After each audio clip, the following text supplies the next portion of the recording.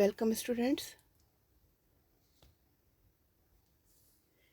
बेटा, इससे पहले वाले वीडियो में हमने बात की कि जर्मनी में जर्मन जनता में किस तरीके से राष्ट्रवाद की उत्पत्ति हुई और किस तरीके से जर्मनी जो छोटे छोटे राज्यों में विभक्त था, लगभग 300 के करीब, वहाँ किस तरीके से वहाँ की जनता ने जर्मनी का संगठन किया और जर्मनी का एकीकरण की वहाँ पे शुरुआत हुई। मैंने बताया था आपको कि जर्मनी के एकीकरण को हम दो भागों में बांटते हैं। एक तो बिस्मार्क से पहले का समय और दूसरा है बिस्मार्क के बाद का समय, यानी बिस्मार्क के नेतृत्व में जर्मनी का एकीकरण। पिछले वाले वीडियो में हमने बिस्मार्क से पहले का जो समय था उसके बारे में बात की थी कि किस तरीके से इस समय ही जर्मनी के एकीकरण की शुरुआत हो चुकी थी, लेकिन ये जो प्रक्रिया थी ये बहुत धीमी थी।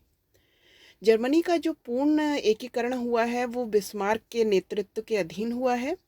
तो सबसे पहले हम बात करते हैं बिस्मार्क की। बिस्मार्क कौन था? बिस्मार्क का पूरा नाम था Otto von Bismarck. Bismarck was born on 1 April 1851। Bismarck जो था वो ऐसा नायक था या ऐसा हीरो था जिसके अधीन जर्मनी का बहुत तेज़ी से एकीकरण हुआ है और जर्मनी का एकीकरण पूर्ण हुआ है। उसका जन्म 1815 में ब्रांडेनबर्ग के एक बहुत ही संभ्रांत परिवार में हुआ था। हम कह सकते हैं कि उसमें कुलीनता का रक्त था।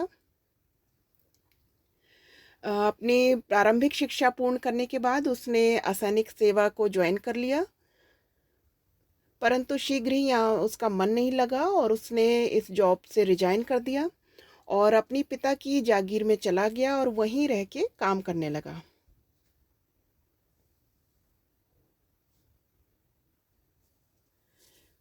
बिस्मार्क जो था वो प्रजातंत्र में उसकी बिल्कुल भी आस्था नहीं थी, इसीलिए उसकी जो नीति है वो ब्लड एंड आयरन की पॉलिसी या रक्त और लौह की नीति कही जाती है।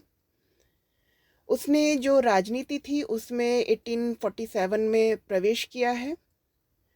1851 में फ्रांस का जो सम्राट था उसने फ्रैंकफर्ट की सभा में प्रशा के प्रतिनिधि के रूप में बिस्मार्क को नियुक्त किया। 1859 से 1862 तक का जो समय था वह सेंट पीटर्सबर्ग में राजदूत के पद पर कार्य करता रहा। इसके पश्चात उसे पेरिस में एम्बेसडर बना के भेज दिया गया। उसकी कार्यकुशलता को देखते हुए 1862 में बिस्मार्क को प्रशा का चांसलर बना दिया गया और उसी के नेतृत्व में प्रशा का एकीकरण हुआ है। बिस्मार्क का मानना था कि जर्मनी की जो समस्याएं हैं उसका निदान बौद्धिक भाषण नहीं है या आदर्शवाद नहीं है, बल्कि प्रशा के नेतृत्व में रक्त और लौह की नीति को अपनाने से ही जर्मनी का एकीकरण संभव है। यहाँ पे क्या था कि इंग्लैंड, रूस और जो फ्रांस, ऑस्ट्रिया जो थे वो जर्मन एकीकरण के पक्ष में नहीं थे, क्योंकि होता क्या, इससे अगर जर्मनी एकीकृत हो जाता तो यूरोप का शक्ति संतुलन ही बिगड़ जाता। यूरोप में अगर हम जर्मनी की जो भौगोलिक स्थिति को देखेंगे तो वो बीच में आ रहा है और ये राज्य जो था अब तक बहुत ही छोटे छोटे राज्यों में विभक्त था जो कि इन प्रभावशाली देशों के अधीन थे, इनके इन्फ्लुएंस में रहा करते थे अब तक। अगर ये सभी एक हो जाते और जर्मनी एक संयुक्त राष्ट्र बन के एक शक्ति के रूप में उभर जाता तो इन सभी का जो हित था वो खतरे में पड़ जाता। इसलिए ये सभी शक्तियां जर्मनी के एकीकरण को उसका मतलब यूरोप का जो संतुलन था उसको बनाए रखने के लिए जर्मनी का एकीकरण नहीं चाहती थी। लेकिन इतनी विपरीत परिस्थितियों के होते हुए भी बिस्मार्क ने यहाँ पे साहस नहीं छोड़ा है और जर्मनी का एकीकरण किया है प्रशा के नेतृत्व में। इसके लिए बिस्मार्क जो था वो बिस्मार्क जो था वो प्रशा की सैन्य शक्ति को सुदृढ़ बनाना चाहता था, क्योंकि वो जानता था कि सेना को सुदृढ़ बनाए बिना वो किसी भी तरीके से जर्मनी का एकीकरण नहीं कर पाएगा। इसके लिए उसने क्या किया है कि प्रतिनिधि सभा से उसने फंड मांगने की कोशिश की है, लेकिन यहाँ पे जो सम्राट था उसके और प्रतिनिधि सभा के बीच मतभेद हो गए थे, जिसको बिस्मार्क ने बहुत हद तक निपटाने की कोशिश की है, परंतु जो प्रतिनिधि सभा थी उसने समझौता करने से साफ मना कर दिया और उसने बिस्मार्क की बात नहीं मानी। लेकिन बिस्मार्क ने यहाँ फिर एक बार हार नहीं मानी है और उसने क्या किया है कि जब निम्न सदन में उसका बजट पास नहीं हुआ तो उसने इसे उच्च सदन में रखा और वहाँ पे बजट को पास करा लिया और सेना की जो तैयारियां थी वो शुरू कर दी। क्योंकि बिस्मार्क जो था वो चाहता था कि प्रशा एक ऐसी शक्ति बन जाए जिसके तले जर्मन संघ का नेतृत्व किया जाए। और इसके लिए सबसे पहले ज़रूरी था कि ऑस्ट्रिया को जर्मन संघ से बाहर कर दिया जाए, क्योंकि जब तक ऑस्ट्रिया का अस्तित्व रहेगा या ऑस्ट्रिया जो था वो पावरफुल रहेगा, जर्मनी का एकीकरण संभव नहीं है। इसके लिए उसने जर्मनी के एकीकरण के लिए रक्त और लोहे की नीति अपनाई, यानी ब्लड एंड आयरन की पॉलिसी अपनाई है। और इसके तहत उसने 3 लड़ाइयाँ लड़ी हैं।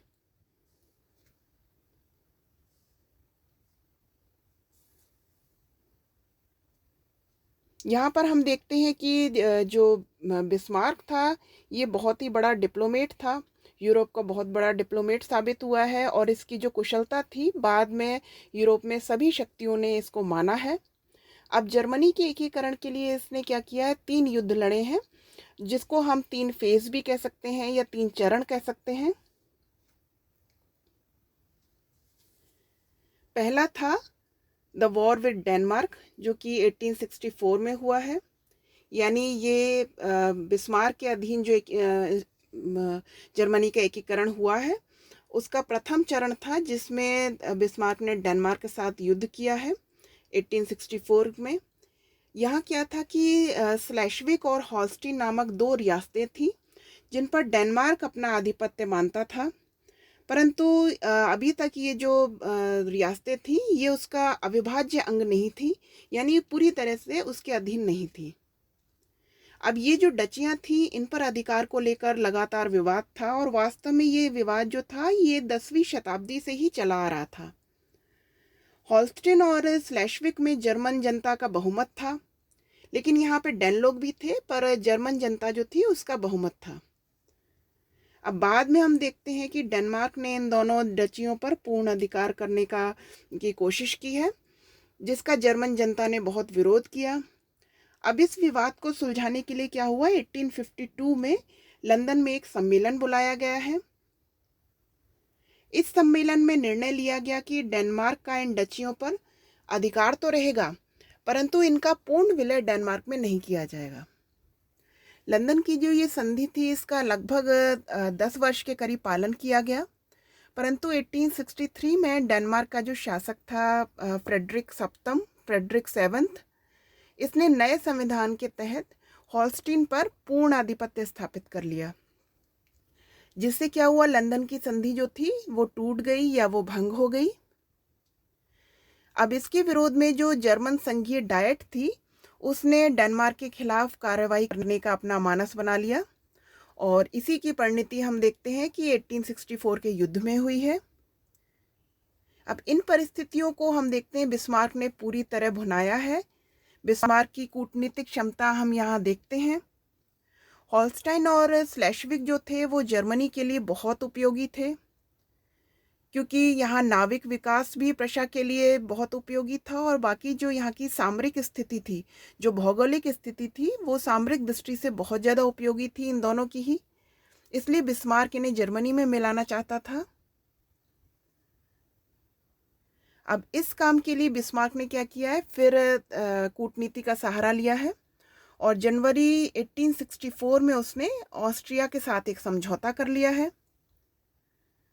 अब ये जो समझौता हुआ है ऑस्ट्रिया और प्रशा के बीच, ये भी बिस्मार्क की एक बहुत बड़ी कूटनीतिक जीत मानी जाती है। प्रशा और ऑस्ट्रिया ने डेनमार्क की विस्तारवादी नीति के खिलाफ कदम मिलकर उठाने का ये एक समझौता किया है।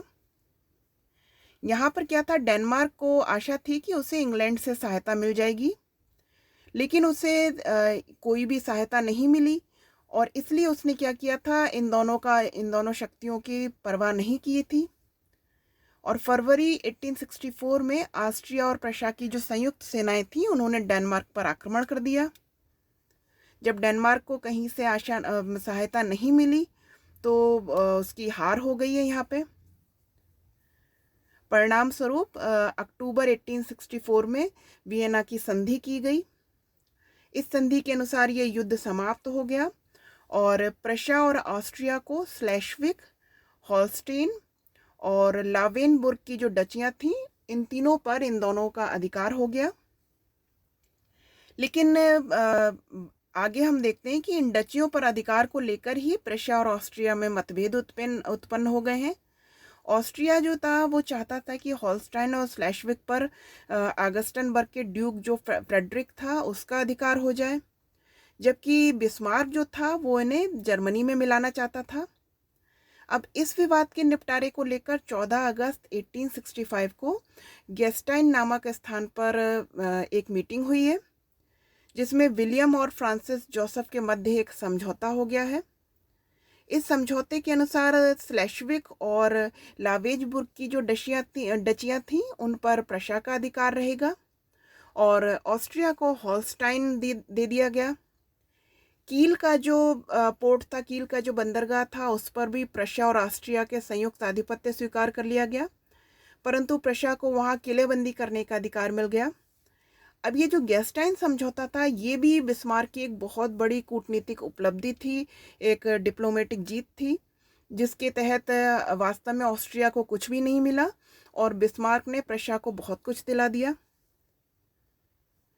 इस गेस्टाइन समझौते के द्वारा क्या हुआ, जो जर्मनी के एकीकरण का दूसरा चरण था उसका बीजारोपण हम देखते हैं यहीं से हो जाता है, क्योंकि अब इस समझौते के बाद ऑस्ट्रिया और जो प्रशा था उसके बीच युद्ध अवश्यंभावी हो गया। तो ये दूसरा युद्ध हुआ है प्रशा का, जिसे कि हम एकीकरण का द्वितीय चरण कह सकते हैं।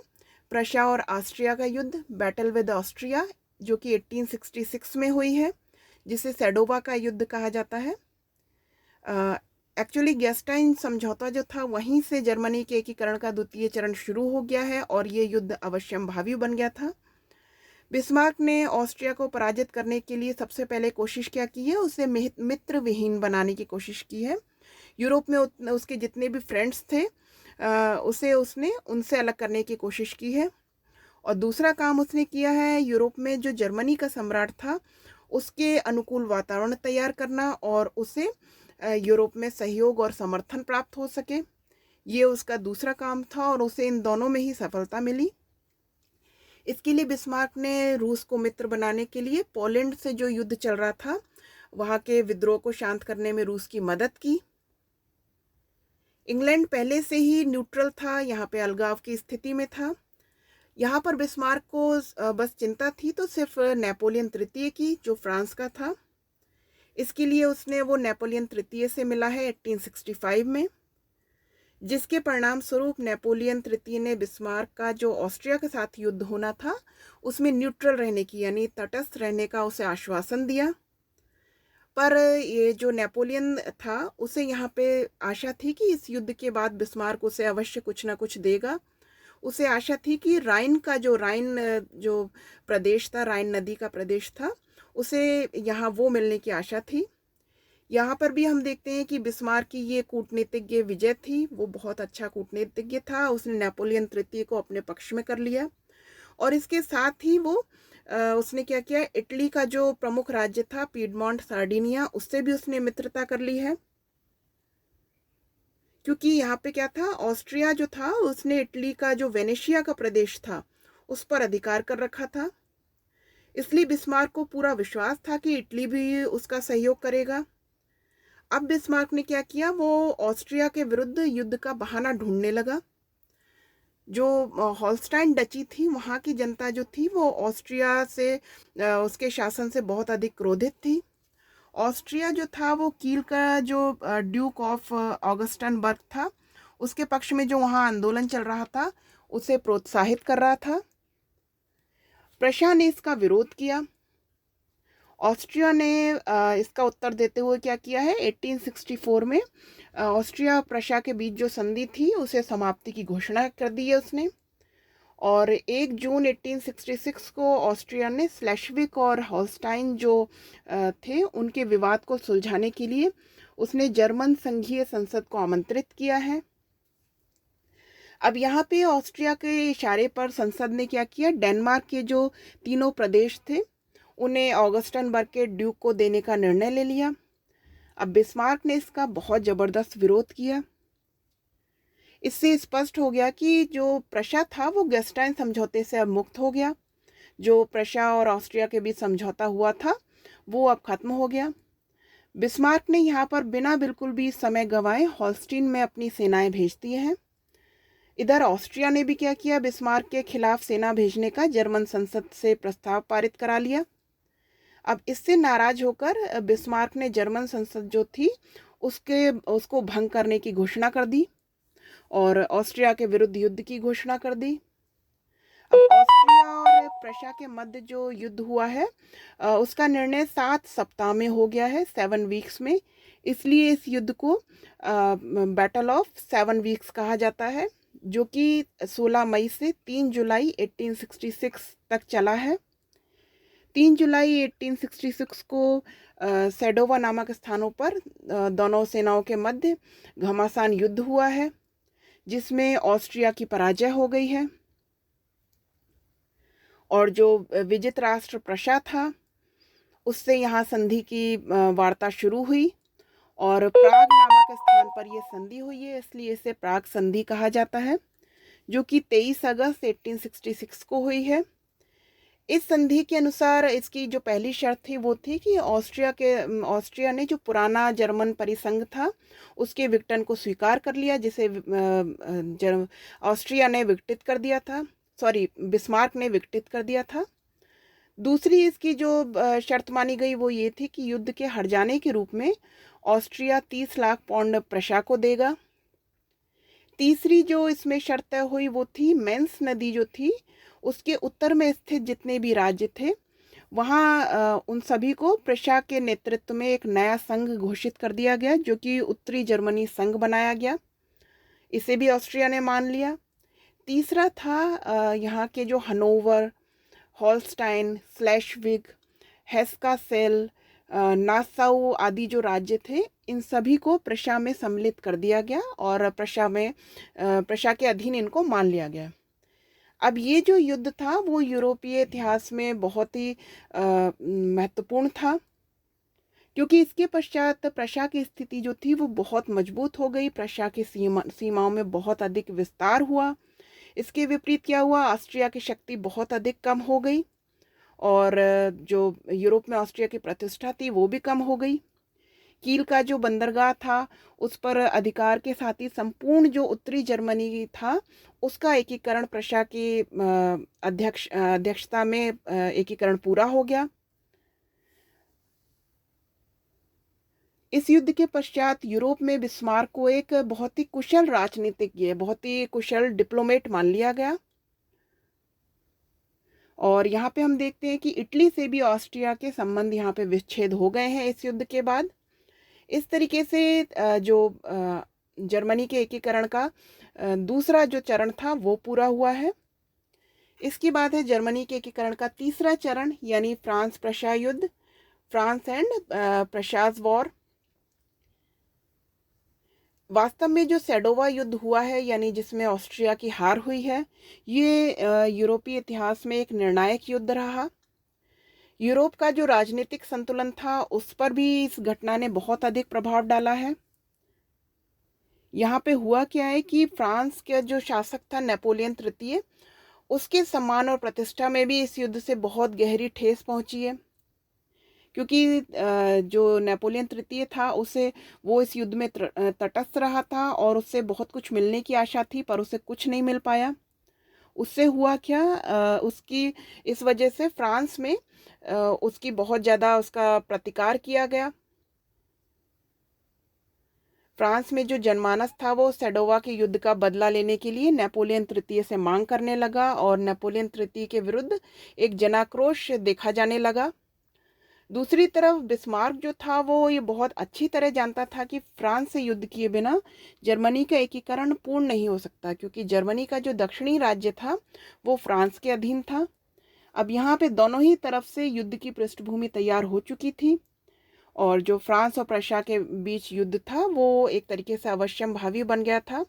लेकिन इसके लिए कारण क्या थे वो बताती हूँ आपको। पहला इसमें कारण था कि फ्रांस जो था वो सेडोवा युद्ध से पराजय का अपना बदला लेना चाहता था, क्योंकि इससे उसके जो मान सम्मान था उसमें बहुत हानि हुई थी। दूसरा था कि ऑस्ट्रिया की पराजय से प्रशा का यूरोप में वर्चस्व स्थापित हो गया था। प्रशा की जो सम्मान था वो यूरोप में बहुत ज़्यादा बढ़ गया था। ये फ्रांस के लिए एक तरीके से असहनीय हो रहा था। तीसरा कारण था कि नेपोलियन तृतीय जो था फ्रांस का, उसे सेडोवा युद्ध के समय वो न्यूट्रल रहा था, यानी तटस्थ रहा था, और उसे कुछ ना कुछ उपहार मिलने की आशा थी, जबकि बिस्मार्क ने यहाँ पे उसे कुछ भी नहीं दिया है। चौथा इसमें कारण था कि नेपोलियन तृतीय जो था वो हॉलैंड के शासक से लग्जमबर्ग खरीदना चाहता था, परंतु जो जर्मन राष्ट्रवादी थे वो इसके विरुद्ध थे, तो बिस्मार्क ने उसका विरोध किया, जिसकी तीव्र प्रतिक्रिया फ्रांस में हुई। और लग्जमबर्ग की जो समस्या थी उस पर विचार करने के लिए यहाँ पे हम देखते हैं कि 1867 में लंदन में फिर एक सम्मेलन बुलाया गया है, जिसमें एक लग्जमबर्ग को एक न्यूट्रल राज्य, तटस्थ राज्य मान लिया गया है। अब यहाँ पे भी नेपोलियन तृतीय को बड़ी निराशा हुई है, वो कुछ नहीं कर पाया है। फिर एक कारण था कि 1866 में स्पेन की जो महारानी थी इसाबेला द्वितीय, उन्हें राज सिंहासन से हटा दिया गया है। वहाँ की जनता ने ही ये कार्य किया, और प्रशा का जो राज परिवार था उसी का एक सदस्य था लियोपोल्ड, उसे वहाँ पे शासक नियुक्त कर दिया है स्पेन की जनता ने। अब इस तरीके से प्रशा और स्पेन का ये मिलाप जो था वो फ्रांस को बिल्कुल भी पसंद नहीं आया। यहाँ पे फ्रांस के सम्राट जो नेपोलियन तृतीय था, उसने राजदूत भेजकर प्रशा के सम्राट से मांग की कि वो भविष्य में कभी भी लियोपोल्ड या उसकी किसी भी वंशज को स्पेन का उत्तराधिकारी नियुक्त नहीं करेगा। पर फ्रांस का जो सम्राट था विलियम इन दिनों एम्स नगर में था, और अगले दिन वो दूसरी जगह चला गया, और जो ये जो इसके पास सूचना आई थी वो उसने तार के जरिए बिस्मार्क को भिजवा दी। ये जो टेलीग्राम था ये 13 जुलाई 1870 को प्राप्त हुआ है बिस्मार्क को। जब बिस्मार्क ने पढ़ा तो उसे बहुत निराशा हुई, बहुत दुख हुआ। अब उसने क्या किया, इसी को इसमें जरा भी फेरबदल किए बिना इसे उसने न्यूज़पेपर्स में प्रकाशित करा दिया। अब जब ये तार न्यूज़पेपर में प्रकाशित हो गया तो इसे पढ़कर दोनों देशों की जनताओं में एक तरीके से आक्रोश भड़क उठा। दोनों देशों की जनताएं एक दूसरे के प्रति बहुत ही ज़्यादा गुस्से में आ गई, जिसका परिणाम क्या हुआ कि 15 जुलाई 1870 को फ्रांस ने जर्मनी के खिलाफ युद्ध की घोषणा कर दी। अब यहाँ पे दोनों ही देशों की जनता ने युद्ध की घोषणा का स्वागत किया है। अब जर्मन सेनाओं ने तीन तरफ से फ्रांस को घेर लिया, तीन तरफ से उस पर धावा बोला है। अगस्त में प्रारंभ में फ्रांसीसी जो थे वो बीसेनबर्ग प्रांत में यहाँ पे पराजित हुए हैं प्रशा की सेना से, और प्रशा की जो सेना थी वो अल्सास तक पहुँच गई है। 18 अक्टूबर को ग्रेवलाट युद्ध में भी फ्रांसीसी सेना पराजित हुई है, और फाइनली 1 सितंबर को सोडान युद्ध में फ्रांसीसी सेना पूर्णतः पराजित हो गई है और प्रशा की जीत हो गई है। अब इसका परिणाम क्या हुआ, नेपोलियन तृतीय ने लगभग 83,000 सैनिक 83,000 सैनिकों के साथ आत्मसमर्पण कर दिया। और अब यहाँ पे हम देखते हैं कि फ्रांस का जो ये द्वितीय साम्राज्य था इसका भी पतन हो गया है, और 4 अगस्त 1870 को यहाँ पर गणतंत्र की स्थापना कर दी गई है। जर्मन सेना जो थी वो युद्ध करते हुए पेरिस तक पहुंच गई, और वर्साय के जो महल था वहां पे बिस्मार्क ने विलियम प्रथम का राज्यारोहण करवाया है यहाँ पर। अब इनके बीच जो संधि हुई है उसे फ्रैंकफर्ट की संधि कहा जाता है। इस संधि का प्रारंभ 26 जनवरी 1871 को फ्रांस और जर्मनी के बीच प्रारंभ हुआ, और जिसकी जो अंतिम जो रूप उसे दिया गया है वो 10 मई 1871 को दिया गया है। इस संधि की प्रमुख जो शर्तें थी वो इस प्रकार थी। प्रथम शर्त जो थी वो अल्सास और लॉरेंस के जो प्रदेश थे उन पर फ्रांस ने अपना अधिकार छोड़ दिया, और जर्मनी का स्वामित्व उसने स्वीकार कर लिया। दूसरी जो शर्त थी वो थी क्षतिपूर्ति के रूप में फ्रांस ने जर्मनी को लगभग 500 करोड़ फ्रैंक की धनराशि देने का वचन दिया है। इसमें एक और शर्त जुड़ी हुई थी कि इस राशि का भुगतान 3 वर्ष में किया जाएगा। फिर जो तीसरी शर्त थी कि जर्मनी जब तक फ्रांस को क्षतिपूर्ति नहीं कर देता है, उसकी राशि पूरी नहीं देता है, तब तक जर्मनी की एक सैनिक टुकड़ी जो थी वो फ्रांस में रहेगी और इसका जो संपूर्ण खर्चा है वो फ्रांस की सेना ही वहन करेगी। इस तरीके से फ्रैंकफर्ट की संधि हो गई, फ्रांस की हार हो गई और प्रशा की जीत हो गई। अब ये फ्रांस और प्रशा का जो युद्ध हुआ है, इसके परिणाम क्या रहे? सबसे बड़ा जो इसका परिणाम हुआ है कि जर्मनी की यूरोप में और बिस्मार्क की जो जर्मनी में प्रतिष्ठा थी वो बहुत अधिक बढ़ गई। एक तरीके से उसकी जीत हो चुकी थी और उसकी प्रतिष्ठा पूरे यूरोप में साबित हो गई। प्रशा के नेतृत्व में जर्मनी का एकीकरण अब पूर्ण हो गया। अल्सास और लॉरेंस के जो प्रदेश थे, जो कि कोयले की बहुत ही प्रमुख केंद्र थे, वहाँ कोयले की खानें थीं, वो जर्मनी के अधिकार क्षेत्र में आ गए, जिससे जर्मनी को बहुत फ़ायदा हुआ।